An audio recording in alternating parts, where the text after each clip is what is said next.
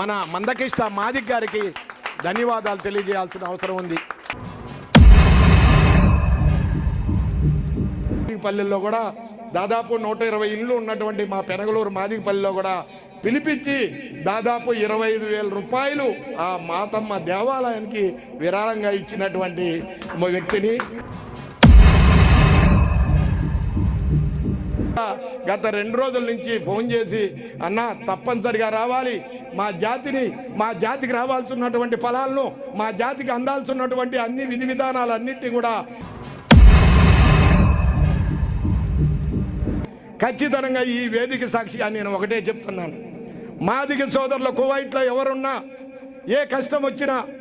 ఏ అవసరం వచ్చినా నేను చేయగలిగేంత ఈ యొక్క కువైట్లో వాళ్ళ కన్నీళ్లు తుడిచేందుకు ఒక తెలుగు బిడ్డగా, భారతీయుడిగా నేను ఎప్పుడూ ముందుంటానని చెప్పి